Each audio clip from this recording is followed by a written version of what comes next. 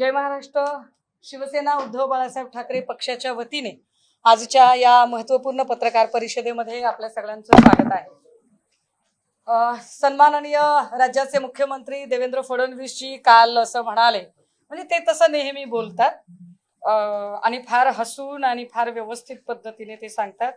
संपूर्ण देशात पेपर फुटीची आणि त्याच्या संबंधाने सगळ्या विद्यार्थी वर्गामध्ये एक संतापाची लाट आहे आणि अशा सगळ्या काळात भाजपच्या पोलिसांचे रोज नवे कारनामे पुढे येत आहेत. पण असं असताना सुद्धा या सगळ्या प्रकरणामध्ये ज्या पद्धतीने खरं तर हे प्रकरण हाताळायला पाहिजे ते हाताळलं जात नाही, हे फार विशेष आहे. आणि उलट राज्याचे मुख्यमंत्री देवेंद्रजी काल असं म्हणाले की सगळ्यात मोठा टीईटी परीक्षा फुटीचा घोटाळा हा ठाकरेंच्या काळात झाला. कदाचित त्यांच्या स्क्रिप्ट रायटरने मुद्दाम चुकीचं लिहिलं असेल किंवा नकळत चुकीचं लिहिलं असेल किंवा बरोबर लिहिलंय परंतु सीएम साहेबांकडनं चुकीचं वाचन झालं असेल. मी जरा करेक्ट केलं पाहिजे की सगळ्यात मोठा टीईटी पेपर फुटीचा जो घोटाळा होता तो ठाकरेंच्या काळात झाला नाही, ठाकरेंच्या काळात उघडकीस आला. मी पुन्हा एकदा रिपीट करते, हा घोटाळा ठाकरेंच्या काळात उघडकीस आला. तो कसा उघडकीस आला आणि या घोटाळ्याला जबाबदार कोण होतं आणि हा घोटाळा नेमका कधी झाला, कोण कोण होतं या सगळ्या साखळीमध्ये, जरा बोललं पाहिजे याच्यावर. मंडळी, 19ला आम्ही सत्तेत आलो. आम्ही सत्तेत आल्यानंतर त्यावेळेला तत्कालीन वैद्यकीय शिक्षण मंत्री राजेश टोपेजी होते, विशेष गृहनिर्माण मंत्री जितेंद्र आव्हाड होते आणि गृहनिर्माण खात्याच्या म्हणजे म्हाडाच्या परीक्षा आल्या. म्हाडाचा पेपर निघाला. पेपर होता 12 डिसेंबर 2021ला आणि त्याच्या आदल्या रात्री पोलिसांना एक टीप मिळाली की म्हाडाचा पेपर फुटलेला आहे. जशी पोलिसांना टीप मिळाली, पोलीस जिथे टीप मिळाली आणि ज्याच्या संबंधाने टीप मिळाली त्याच्यापर्यंत पोहोचले. आता तुम्ही म्हणाल मी हे सगळं सांगते याला आधार काय, हे सगळं कपोलकल्पित असू शकतं. तर मी हे आवर्जून सांगितलं पाहिजे की मी जी माहिती सांगते ती नॅशनल सायबर क्राईम केंद्राचं गृह खातं आणि त्यातली त्यात सायबर नॅशनल सायबर क्राईमच्या वेबसाईटवर त्या वर्षातली सगळ्यात बेस्टेस्ट केस स्टडी म्हणून ज्या केस स्टडीला अपलोड केलेलं आहे ती केस स्टडी मी तुम्हाला सांगते की ही पेपर फुटीच्या संबंधातला सगळ्यात मोठा स्कॅम त्या वर्षीचा बेस्टेस्ट स्कॅम म्हणून झाला होता. आणि या संबंधाने त्या अधिकाऱ्याचं नाव सगळ्यात शेवटी सांगते, ज्या अधिकाऱ्याने ही सगळी केस स्टडी केली होती. 12 डिसेंबरच्या आदल्या रात्री कळलं, 11 डिसेंबरला कळलं, 11 डिसेंबरला संबंधित माणसापर्यंत पोहोचले. त्याचं नाव होतं प्रितीश देशमुख. प्रितीश देशमुख हा रेड हँड सापडला.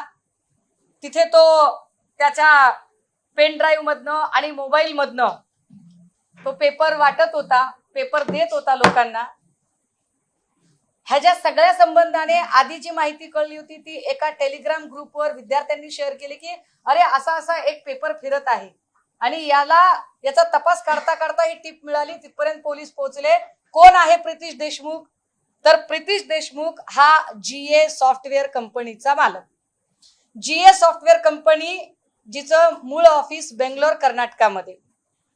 या जीए सॉफ्टवेअर कंपनीला कर्नाटक सरकारने बॅन केलं पण या कंपनीला महाराष्ट्र सरकारने टेंडर दिलं.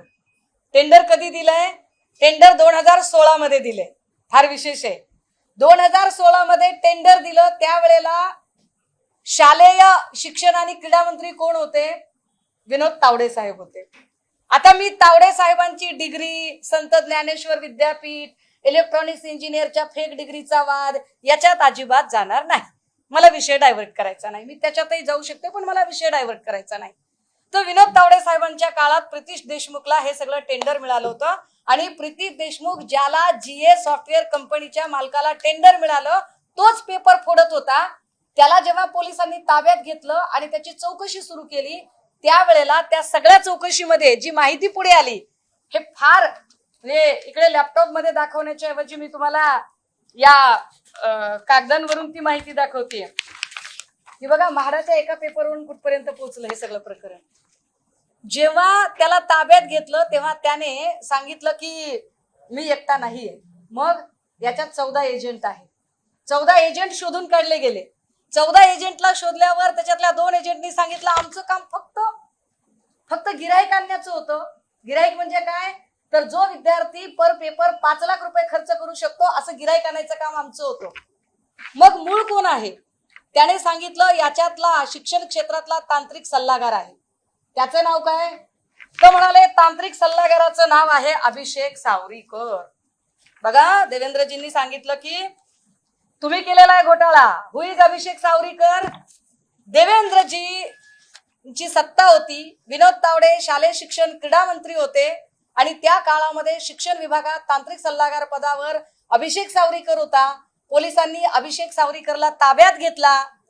अभिषेक सावरीकर पोपटासारखा बोलायला लागला आणि तो म्हटला मी कुठे एकटा, मैं नहीं छू इसमें, फिर कौन है? त्याने सांगितलं अरे बिहार तिकडे जा, बिहारला जा, युपीला जा, राजस्थानला जा, तिकडे आहेत ही सगळी माणसं.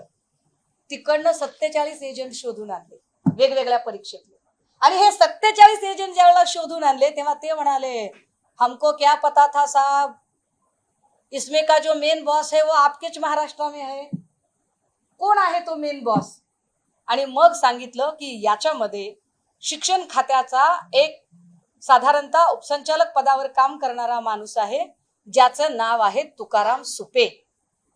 तुकाराम सुपे बद्दलची माहिती सगळ्या चॅनलने आतापर्यंत दाखवलेली आहे. मी काही वेगळं सांगायची गरज नाही. तुकाराम सुपेकडे किती मुद्देमाल सापडला, काय काय सापडलं, त्यावेळेला ज्या माहिती त्याच्याकडे सापडलेल्या होत्या, म्हणजे तुकाराम सुपेकडे हस्तगत झालेली की एवढे पैसे त्याने केलं काय, तर साधारणतः 3,26,27,000 रुपयाची कॅश त्याच्या घरात सापडली होती. त्याच्याकडे दागिने किती सापडले होते, तर त्यावेळेला त्याच्याकडे जवळपास 97,04,605 रुपयाचे दागिने त्याच्याकडे सापडले होते. 70 लाखाची वाहनं सापडली होती आणि त्याच्याकडे 5.5 कोटीचं फिक्स डिपॉझिट होतं तुकाराम सुपेकडे. आता तुकाराम सुपेला पकडलं, तुकाराम सुपेची चौकशी सुरू झाली. तुकाराम सुपे म्हटलं मेरे को क्या पता है, मेरे ऊपर भी कोई है. देवेंद्रजी काल तुम्ही म्हणालात की ठाकरेंच्या काळात घोटाळा झाला, तर ठाकरेंच्या काळात नाही झालं साहेब. हे सगळं ठाकरेंनी उघडकीस आणलेलं आहे. काय काय उघडकीस आणलं, तर तुकाराम सुपेच्या वर कोण आहे बघा. अधिकाऱ्यांना फ्री हँड देणं पण महत्वाचं असतं. मला माझ्या नेत्याचा अभिमान आहे की सन्मान्य पक्षप्रमुख उद्धव बाळासाहेब ठाकरे यांनी सगळ्या अधिकाऱ्यांना फ्री हँड दिला. विशेष म्हणजे म्हाडाचं खातं ज्या जितेंद्र आव्हाडांकडे होतं, जितेंद्र आव्हाडांनी आदल्या दिवशी लगेचच अधिकाऱ्यांना विचारलं काय केलं पाहिजे. अधिकाऱ्यांनी सांगितलं साहेब पेपर कॅन्सल करा. ट्विट केला आव्हाडांनी आणि पेपर कॅन्सल झाला. आरोग्य खात्याचा पेपर असाच लीक झाला होता. राजेश टोपेजींना कळवलं. टोपेंनी सांगितलं अगदी कुणीही असला, माझ्या ऑफिस मधला असला तरी सोडू नका. सगळ्या मंत्र्यांनी मिळून फ्री हँड दिला आणि एका माणसापर्यंत पोहोचले. कोण होता याच्यातला टॉपचा, तर त्याचं नाव होतं सुशील खोडवेकर, जे डायरेक्ट IAS ऑफिसर होते. आता हे डायरेक्ट IAS असणारे सुशील खोडवेकर त्यावेळेला एज्युकेशनला डेप्युटी सेक्रेटरी होते, उपसचिव असणारे सुशील खोडवेकर, उपसंचालक पदावरचा तुकाराम सुपे, तांत्रिक सल्लागार असणारा अभिषेक सावरीकर. ही सगळी लाईन शोधून काढली गेली. आता ही सगळी लाईन शोधत असताना ज्या जागा त्यावेळेला निघालेल्या होत्या त्या जागा एकूण किती होत्या, किती जागांच्यासाठी ही सगळी परीक्षा झालेली होती, तर साधारणतः 5.25 लाख विद्यार्थ्यांनी फॉर्म भरले होते. हे फार उल्लेखनीय आहे की जेव्हा 5.25 लाख विद्यार्थी फॉर्म भरतात, जागा होत्या 15,000. 15,000 जागेसाठी 5.25 लाख विद्यार्थी फॉर्म भरतात. आणि विशेष गोष्ट आहे की त्यातले साधारणतः 15,000 विद्यार्थी सिलेक्ट झाले, पण तुकाराम सुपेच्या ऑफिस मधले 50 कम्प्युटर रजिस्टर सील झाले. आणि त्या सगळ्या कम्प्युटर मध्ये काही उत्तरपत्रिका, काही हॉल तिकीट्स त्याच्यातनं जप्त करण्यात आले. आणि त्यात असं कळलं की किती विद्यार्थ्यांनी चिटिंग केली आहे, किती विद्यार्थ्यांनी हा फुटलेला पेपर विकत घेतलेला होता, तर तब्बल 7,500 विद्यार्थ्यांनी. देवेंद्रजी, मी तुमच्या काळातलं सांगते सगळं. ठाकरेंनी उघडकीस आणलं, हे फार महत्वाचं आहे. ठाकरेंनी उघडकीस आणलं. ठाकरेंच्या काळात नाही घडलं, ठाकरेंनी उघडकीस आणलं. फडणवीस साहेब तुमच्या काळात, तावडे साहेब शिक्षण मंत्री होते, या काळात हे सगळं झालेलं आहे. आणि अधिकाऱ्यांचं नंतर काय झालं ते पण सांगणार आहे. 7,500 लोक याच्यात आहेत. हे जेव्हा माननीय मुख्यमंत्री उद्धव ठाकरेंना, तत्कालीन मुख्यमंत्र्यांना तपाशी अधिकाऱ्यांनी सांगितलं की साहेब एवढे एवढे लोक आहेत आणि 7,500 विद्यार्थी आहेत, काय करायचं? कारण 7,500 विद्यार्थ्यांमधल्या 3,500 विद्यार्थ्यांना नोकऱ्या सुद्धा लागल्या होत्या. आणि ठाकरेंनी सांगितलं फसवणूक करणाऱ्या एकालाही सोडायचं नाही. त्या 3,500 नोकरी लागलेल्या सगळ्याच्या सगळ्या लोकांच्या नोकऱ्या डिस्क्वालिफाय केल्या गेल्या. नुसत्या डिस्क्वालिफाय नाही, त्यांच्याकडनं पगार रिकव्हर करण्यात आले. देवेंद्रजी, अहो तुमच्या काळात साधी एक FIR होऊ शकत नाही, दिसत असलं तरी डोळ्याने धडधडीत गुन्हा घडताना. माझा नेता किती पारदर्शक आहे, माझा नेता किती प्रामाणिक आहे की सन्माननीय पक्षप्रमुख उद्धव बाळासाहेब ठाकरे यांनी आपल्या पक्षातल्या सत्तेवर असलेल्या, मंत्री पदावर असलेल्या माणसाला सुद्धा सोडलं नाही. कारण या 3,500 लोकांमध्ये ज्यांना नोकरी लागली होती त्यात एक होती मंत्री अब्दुल सत्तार यांची मुलगी, आणि तिलाही सोडलं नाही. आणि अब्दुल सत्तारांच्या पोरीला सुद्धा ब्लॅकलिस्टेड केलं गेलं आणि तिच्या सुद्धा नोकरीवर गदा आली. हा पारदर्शक व्यवहार केला तो माझ्या नेत्याने केला. देवेंद्रजी, हे गट्स तुमच्यात नाही आहेत. इतकं सत्य आणि इतकं पारदर्शी तुम्ही वागू शकत नाही. तुम्ही काय केलं? काल तुम्ही म्हणालात की ठाकरेंनी पेपर फुटीचा घोटाळा नाही, ठाकरेंनी घोटाळा उघडकीस आणला. पण त्यानंतर तुम्ही काय केलं साहेब? अभिषेक सावरीकर तांत्रिक सल्लागार, त्या तांत्रिक सल्लागाराचा साहेब तुम्ही पक्षप्रवेश करून घेतला. जो अभिषेक सावरीकर ज्याला ठाकरेंनी लॉकअप मध्ये टाकला होता, ज्याला ठाकरेंनी जेलमध्ये पाठवला, त्या अभिषेक सावरीकरला तुमचे लाडके चहेते तत्कालीन मुंबई प्रदेशाध्यक्ष, हे असे सुदृढ बालक स्पर्धेत भाग घेण्यासारखे जे दिसत आहेत फोटोत, रवींद्र चव्हाण साहेब, या रवींद्र चव्हाण साहेबांनी अभिषेक सावरीकरला भाजपमध्ये घेतलं. TETच्या तुमच्याच काळातल्या पेपर घोटाळ्यातल्या प्रकरणातल्या मुख्य आरोपीला. नाही नाही नाही नाही नाही, ते प्रितीश देशमुख वेगळे, त्यांचं पण सांगते. हा तांत्रिक सल्लागार होता शिक्षण विभागाला आणि हा मेन होता. एजंट गिराईक आणून द्यायचे याच्याकडे आणि पेपर कसा फोडायचा, कारण 2 पद्धतीनं पेपर फोडायची मोडस ऑपरेंडसी होती. एक होतं की पेपरच आधी लीक करायचा आणि दुसरा प्रकार होता की जर 150 मार्काचा पेपर असेल तर फक्त 40 बहुपर्यायी प्रश्नांनाच खुणा करायच्या, बाकीचा सगळा पेपर कोरा सोडायचा.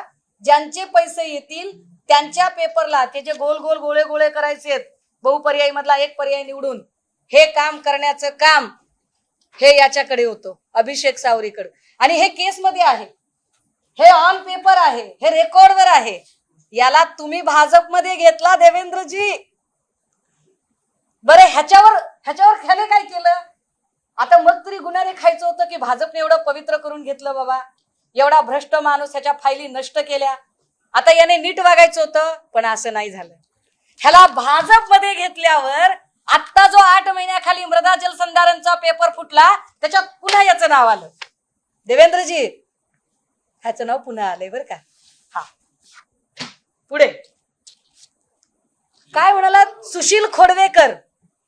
सुशील खोडवेकर जो सगळ्यांचा मेन बॉस होता, ज्याला ठाकरेंनी सस्पेन्शन केलेलं होतं. तुम्हाला त्याला खरं तर डायरेक्ट IAS मी पण प्रशासकीय अधिकारी म्हणून काम केलंय, त्यामुळे मी समजू शकते की डायरेक्ट IAS ला फार फार तर तुम्ही साईड पोस्ट करू शकता. अरे पण ती साईड पोस्ट करताना तुम्ही असं का केलं नाही की त्याला जरा बाजूला ठेवावं? तुम्ही ते केलं नाही. Dedicated common man, DCM Mane dedicated common man, तुमच्या राज्याचे सन्माननीय उपमुख्यमंत्री श्रीमान एकनाथ संभाजीराव शिंदे यांनी या सुशील खोडवेकरला परत पोस्टिंगवर घेतलं, महत्वाची पोस्ट दिली त्याला. हे पाप तुम्ही केलं. हे पाप तुम्ही केलं देवेंद्रजी. विशेष गोष्ट ह्या सगळ्यांमध्ये मी मगाशी म्हटलं की हे सगळं प्रकरण सांगत असताना मी आपल्याला बरं त्या काळातले जे मंत्री होते म्हणजे 31 ऑक्टोबर 2014 ते 16 जून 2019 तावडे होते.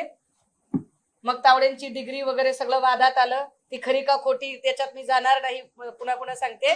पण संत ज्ञानेश्वर विद्यापीठाचा काहीतरी घोळ होता. तावडेंची डिग्री काहीतरी फेक असल्याचं काहीतरी माहिती होती. आम्हाला त्याच्यावर आत्ता बोलायचं नाही, त्याच्यावर नंतर कधीतरी बोलेन. त्याच्यानंतर 16 जून 2019 ते 12 नोव्हेंबर 2019 या काळात म्हणजे 5 महिन्याच्या काळात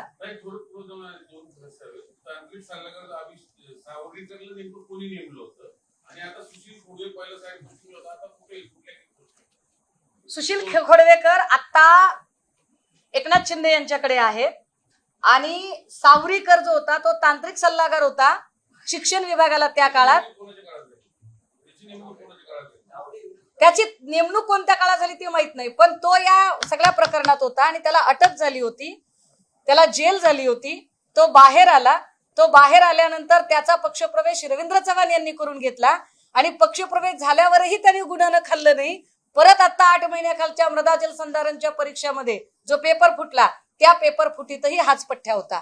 ही एक ठरवून मोडस ऑपरेंडसी होती पेपर फोडायची. आता त्याच्यावरती कर्नाटकमध्ये गुन्हा दाखल आहे आणि मला वाटतं मॅटर ज्युडिशियल आहे आता ते. बरं माझी लिंक तुटेल म्हणून मी जरा पुढे जाते. 16 जून 2019 ते 12 नोव्हेंबर 2019 हा 5 महिन्याचा काळ शिक्षण मंत्री बदलला गेला आणि शिक्षण मंत्री झाले आत्ता तुम्हाला नकोसे असलेले आणि तेव्हा तुम्हाला हवेसे होते ते आशिष शेलार साहेब. 18-19च्या काळातले फुटलेले पेपर आहेत ते आणि 18-19च्या काळात फुटलेल्या पेपरमध्ये सन्मान्य पक्षप्रमुख उद्धव साहेबांनी ह्या सगळ्या अधिकाऱ्यांना फ्री हँड दिला. ह्या सगळ्या अधिकाऱ्यांना फ्री हँड देताना हे जे मी नॅशनल क्राईम मधनं जे काढलंय त्याच्यामध्ये हे फार उल्लेखनीय आहे की ज्या अधिकाऱ्याने हे सगळं केलं, तुम्ही तर म्हणजे तुमच्या काळात तर घोटाळा झालाच झाला. ठाकरेंनी हे सगळं पुढे आणलं. हे सगळं मे 2022 सबमिट केलं गेलं. बघा मे 2022 जूनला अब्दुल सत्तार सकट सगळेजण वाया सुरत गुवाहाटी निघून गेले. सत्ता बदलली. देवेंद्रजी तुम्ही पुन्हा गृहमंत्री झालात. पुन्हा या राज्यामध्ये कायद्याची लक्तरं काढणं सुरू झालं आणि प्रत्येक अधिकाऱ्याला 3 वर्षानंतर इन्क्रीमेंट आणि प्रमोशन सकट जे त्याची ट्रान्सफर ऑर्डर असते, ज्या प्रामाणिक अधिकाऱ्याने काम केलं त्याला तुम्ही ना प्रमोशन दिलं ना काही कुठली शाबासकी दिली.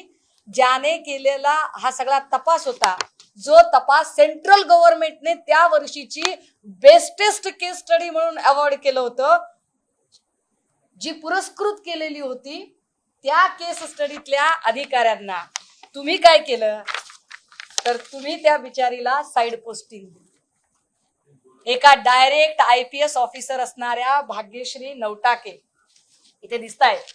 या प्रेझेंटेशन मध्ये त्यांचा फोटो दिसतोय. हे प्रेझेंटेशन सेंट्रल गव्हर्नमेंटचं प्रेझेंटेशन आहे, एक पूर्ण केस सॉल्व्ह केल्यानंतरचं. आणि या भाग्यश्री नवटाकेंना तुम्ही SRPFच्या ग्रुप कमांडंट म्हणून आधी चंद्रपूरमध्ये टाकलं आणि आता चंद्रपूरमधनं त्यांना गोंदियात टाकलं. मला माहित नाही की आता म्हणजे त्यांनी तरी हे का अन्याय सहन केला ते पण मला माहित नाही. त्या का गप्प बसल्या असतील एवढं सगळं होत असताना, की एवढं चांगलं काम करून त्यांना इतकं पनिश केलं गेलं, यावर त्या का बोलल्या नाहीत. कदाचित त्यांची काही म्हणजे डिसिप्लिन असू शकते. परंतु हे सगळं घडलं आणि हे सगळं घडताना देवेंद्रजी तुम्ही उघड्या डोळ्याने बघत होतात. विशेष या मॅडमना फक्त आणि फक्त तुमच्यापर्यंत गोष्ट, तुमच्यापर्यंत म्हणजे तुमच्या लोकांपर्यंत गोष्ट पोचते म्हटल्यावर यांना पनिश करण्यात आलं. यांना पनिश करण्यामध्ये तत्कालीन पोलीस महासंचालक रश्मी शुक्ला यांचा फार मोठा हात होता. रश्मी शुक्लांचं प्रकरण पुन्हा कधीतरी बोलूया. मला विषय अजिबात डायव्हर्ट करायचा नाही. पण भाग्यश्री नवटाके या अतिशय प्रामाणिक पोलीस अधिकाऱ्याला जो फ्री हँड ठाकरेंनी दिला होता, देवेंद्रजी मृदा जलसंधारणचा आत्ता पेपर फुटलेला आहे, तुम्ही त्या प्रकरणात किंवा आत्ता महाराष्ट्रातल्या कुठल्याही प्रकरणात एका तरी पोलीस अधिकाऱ्यांना हा फ्री हँड देऊ शकता का? तर त्याचं उत्तर नाही असं आहे. त्यामुळे याच्यावर तुम्ही अजिबात न बोललेलं बरं. आता तुम्ही विचारा. मार्च 2022 मध्ये साधारण 4000 पानांची चार्जशीट जी आहे ती फाईल केली. हा टीईटीच्या घोटाळ्यात. अगदी. आणि विशेष या केस स्टडी मधली बघा ही तारीख बघा, याचं प्रेझेंटेशन जे नॅशनल लेवलला झालंय, टीईटी एक्झाम 2018 आणि 19. तर हे टीईटी एक्झाम 2018 आणि 19 ज्याची प्रक्रिया साधारणतः 16 पासून सुरू होते, कंत्राट देण्यापासून हे सगळंच्या सगळं काम 2018 आणि 19 हे सगळं काम देवेंद्रजी तुम्ही सत्तेत असताना, तुम्ही गृहमंत्री असताना झाले. याचा अजून एक अर्थ होतो देवेंद्रजी, की जेव्हा जेव्हा तुम्ही गृह खातं हातात घेता तेव्हा तेव्हा या राज्यात कायदा नावाची गोष्ट अस्तित्वात राहत नाही. जेव्हा जेव्हा तुम्ही गृह खातं हातात घेता तेव्हा तेव्हा या सगळ्या गोष्टी पुढे येतात. विशेष या सगळ्यांमध्ये म्हणजे तावडेंनी प्रितीश देशमुखला एका बॅन केलेल्या कंपनीला कंत्राट द्यावं यासाठी तावडेंना शिफारस कुणी केली, याचं उत्तर एकदा तुम्हीच द्या. आणि जर तुम्ही त्याचं उत्तर खोटं दिलं तर मी पुन्हा एक पत्रकार परिषद घेऊन पुन्हा तुम्हाला पुराव्यासकट सांगेन. येस येस अजूनही बोर्ड ऑन बोर्ड आलेली नाही. आता एका बाजूला यांचं म्हणणं आहे की फास्ट ट्रॅक बोर्ड हे बीटच्या वगैरे एक्झॅक्टली मला 7880 विद्यार्थी आहेत. मी तुमचं मनापासून स्वागत आणि कौतुक करते, आभार मानते की तुम्ही मला हा प्रश्न विचारला की 4000 पानांचं जर चार्जशीट 2022 मार्च 2022 ला जर दाखल झाले तर फास्ट ट्रॅक कोर्टचे जी सगळी नाटकं करणारी जी लोक आहेत त्या लोकांनी अजूनही हे प्रकरण बोर्डावर का येऊ दिलं नाही. कारण हे प्रकरण जर तात्काळ बोर्डावर आलं असतं तर अनेक विद्यार्थ्यांचं भविष्य जे या परीक्षेच्या निमित्ताने टांगणीला लागलं किंवा नंतरच्या परीक्षा लांबणीवर गेल्या, त्यामुळे अनेक विद्यार्थी यजबार झाले. त्या सगळ्या विद्यार्थ्यांना कदाचित आपलं भविष्य वाचवता आलं असतं, पण ते झालं नाही. मला वाटतंय या प्रश्नाचं उत्तर सगळ्या स्वायत्त यंत्रणा आपल्या दरबारी बांधील ठेवणाऱ्या भाजपच्या लोकांना विचारलेलं जास्त खरं. ज्या भाग्यश्री नवटकेचं तुम्ही नाव घेतलं ते डायरेक्ट आयपीएस आहेत, आता चंद्रपूर गोंदियामध्ये असतं. हा सगळा प्रकरण झाल्यानंतर बीएचआर प्रकरणात त्यांच्यावर गुन्हा दाखल करण्यात आलाय. त्यामुळे असं कुठेतरी वाटतंय का की एका बाजूला ऐका, बीएचआर प्रकरण म्हणजे भाईचंद हिराचंद रायसोनी प्रकरण, ज्या प्रकरणामध्ये सुनील झंवरला अटक झाली होती. सुनील झंवर हा गिरीश महाजनांचा अतिशय निकटवर्तीय, त्याच्यातले अनेक तपशील मी सांगू शकते, पण आत्ता या मूळ विषयावरचा फोकस डायव्हर्ट होऊ नये म्हणून मी कृपया मला समजून घ्या की मला हाच फक्त एवढाच एपिसोड सांगायचा आहे. आणि भाग्यश्री नवटाके सारखे अनेक अधिकारी जे खूप प्रामाणिकपणे काम करतात त्यांना कसं पनिश केलं जातं, त्यांना कसा त्रास दिला जातो हे या निमित्तानं स्पष्ट होतंय. आणि म्हणूनच मी म्हणते की देवेंद्रजी, माझे नेते मुख्यमंत्री असताना सन्मान्य उद्धव साहेबांच्या काळामध्ये सगळ्या अधिकाऱ्यांना जो फ्री हँड होता, भाग्यश्री नवटाके सारख्या अतिशय कर्तव्यदक्ष अधिकाऱ्याने एक मोठं स्कॅम बाहेर काढलं, ज्या स्कॅमला नॅशनल लेवलला बेस्टेस्ट केस सॉल्व करण्याचा अवॉर्ड मिळाला. त्या महिलेवर का गुन्हा दाखल झाला, तो गुन्हा दाखल करण्यात रश्मी शुक्लांचा रोल काय होता, त्याची उत्तरं तुम्ही द्या. नंतर मी कधीतरी बोलेल, आता मला तो विषय डायव्हर्ट करायचा. तीन गोष्टी महत्त्वाच्या, एक ज्या तुम्ही तारखा सांगताय, दुसरं जे तुम्ही नावं सांगताय, आणि तिसरं विनोद तावडेंच्या कार्यकाळात फक्त डेट्स आणि तो सगळी नावं एकदा रिपीट सांगा. मी पुन्हा एकदा अतिशय थोडक्यात सांगते, ऐका. 12 डिसेंबर 2021 ला म्हाडाचा पेपर लीक होणार होता. 11ला तो लीक झाल्याची पोलिसांना माहिती मिळाली. पोलिसांनी रेड टाकली. रेड टाकल्यावर रेड मध्ये त्यांना प्रितीश देशमुख सापडला. प्रितीश देशमुख हा जीएस सॉफ्टवेअर कंपनीचा मालक. जीएस सॉफ्टवेअर कंपनीच्या मालकाला जेव्हा विचारलं की हे टेंडर वगैरे काय, तर त्याला ते टेंडर, त्याची कंपनी कर्नाटकमध्ये बॅन झाली होती, पण त्याच्या कंपनीला टेंडर विनोद तावडेंच्या काळात मिळालं. त्याने जी नावं घेतली त्याच्यामध्ये 47 एजंट पकडले गेले आणि महत्वाचा शिक्षण विभागातला तांत्रिक सल्लागार अभिषेक सावरीकरवर आरोपपत्र दाखल झालं. अभिषेक सावरीकर हा न्यायालय म्हणजे त्याला तुरुंगवास झाला. तुरुंगातनं तो बाहेर आला आणि त्याला रवींद्र चव्हाणांनी त्याला भाजपमध्ये प्रवेश दिला. आता पुन्हा एकदा अभिषेक सावरीकर मृदा जलसंधारण मध्ये अडकलेला सापडतोय. विशेष म्हणजे संभाजीनगरमध्ये पण एक FIR त्याच्यावर दाखल झालेली आहे आता अलीकडच्या काळामध्ये. दुसरे तुकाराम सुपे होते, तिसरे सुशील खोडवेकर. याच्यातल्या सुशील खोडवेकरला आता परत एकदा एकनाथ शिंदे यांनी त्यांच्या डिपार्टमेंटला घेतलेलं आहे.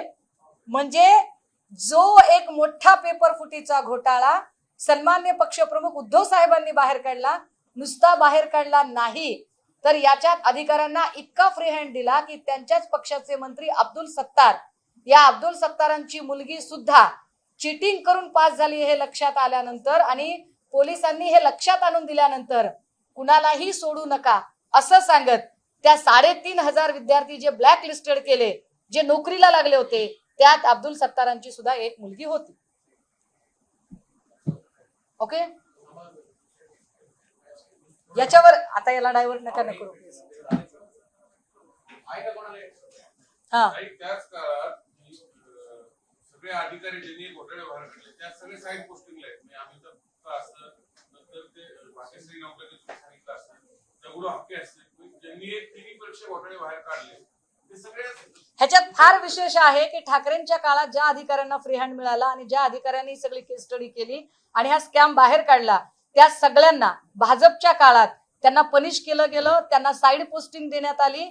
आणि विशेष जे या प्रकरणातले आरोपी होते त्यांना मात्र भाजपच्या काळात सन्मानाच्या जागा मिळाल्या आणि भाजपने स्वतःमध्ये सामावून घेतलं. भाजपच्या वॉशिंग मशीन मधनं अभिषेक सावरीकर धुवून स्वच्छ बाहेर काढला आणि रवींद्र सावरीकर आणि त्याला परत एकदा भाजपमध्ये घेतलं गेलं. अधिकारी सुशील खोडवेकरला सुद्धा वॉशिंग मशीन मधनं बाहेर काढलेलं आहे. म्हणजे मग ही सगळी अधिकारी विनोद तावडे शिक्षण मंत्री असतानाच नेमलेली होती का? नाही, असं म्हणता येणार नाही. कारण बघा याच्यामध्ये खोडवेकर हे डायरेक्ट IAS ऑफिसर आहेत, तुकाराम सुपे हे मला वाटतं MPSC थ्रो आहेत आणि तांत्रिक सल्लागार असणारा जो माणूस आहे तो क्लिनिकल मधला माणूस होता, सावरीकर जो होता तो. पण यांच्या नियुक्त्या कधी कधी झाल्या होत्या ते नाही, परंतु ह्याच्यातलं जे कंत्राट आहे प्रितीश देशमुखचं जे मेन गोष्ट आहे ते कॉन्ट्रॅक्ट मात्र तावडेंच्याच काळात मिळालं होतं आणि ती कंपनी बॅन असताना ते कॉन्ट्रॅक्ट दिलं. ते कॉन्ट्रॅक्ट तावडेंनी का दिलं? दुर्गेश पाटील नावाच्या माणसाचं कॉन्ट्रॅक्ट का नाकारलं? दुर्गेश पाटीलची सुद्धा कंपनी या क्षेत्रात काम करत होती. याच्यातली अनेक नावं मी सांगू शकते. मला जरा देवेंद्रजींची कमेंट ऐकायला आवडेल. त्यांची कमेंट आली की उद्या माझी पत्रकार परिषद अजून एक झालीच म्हणून समजा.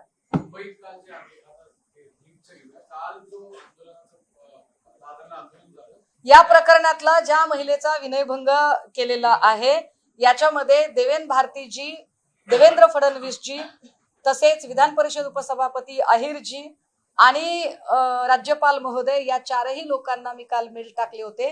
त्याच्यातनं आणि काही अधिकाऱ्यांकडनं जेव्हा माहिती मिळाली त्याच्यानुसार हा जो माणूस आहे हा कॉन्स्टेबल असल्याचं कळतंय आणि हा काय म्हणतात त्याला मिल्स स्पेशल नावाची जी पोलिसांमधली जी एक शाखा असते मिल स्पेशल म्हणून, त्या मिल स्पेशल मधला हा कॉन्स्टेबल असल्याची माहिती मिळत आहे. पण तरी सुद्धा याच्यात अजून माहिती मिळवली जाईल. आता यावर भाजपचे जे काही बोल घेवडे आहेत देवेंद्रजींच्या भाषेत त्यांनी प्रतिष्ठित केला शब्द भाडेकेटट्टू, भौंकणेवाले वगैरे. तर देवेंद्रजी जसं सांगतात तसे त्यांच्या पक्षातले जे भौंकणेवाले आहेत ते असं म्हणतात की तो पोलीस नव्हता. तर माझा पुढचा प्रश्न, जर तो पोलीस नव्हता तर देवेंद्रजी, जर तो पोलीस नव्हता तर देवेंद्रजी तुमच्या इतकी सक्षमता नाही का तुमच्या खात्यामध्ये की तुमच्या खात्याने हे सगळं निपटावं? तुम्हाला भाड्याचे टट्टू घेण्याची गरज का पडते? हा कुठला भाड्याचा टट्टू उचलून आणला होता ज्याने एका महिलेचा विनयभंग केला? याचं उत्तर देवेंद्रजींनी द्यावं. तसंच एक पोलीस अधिकाऱ्याचा व्हिडिओ आहे का राज ठाकरेंनी उद्धव ठाकरेंनी तो प्रेसमध्ये दाखवला पण त्यांनी मेल केलाय. सांगळे नावाचा जो पोलीस अधिकारी होता त्याच्यावर तातडीने जेव्हा आम्ही सगळ्यांनीच टीकेची झोड उडवली त्यावेळेला सांगळेचं सस्पेन्शन झालेलं आहे. काही रात्री वामचित्त उपोषण सोडवलं गेलं. ऐका ना, माझा विषय डायव्हर्ट होईल याच्यातनं. मी बोलेन आपल्याला याच्यावर. आंदोलन चालूच आहे. थँक्यू.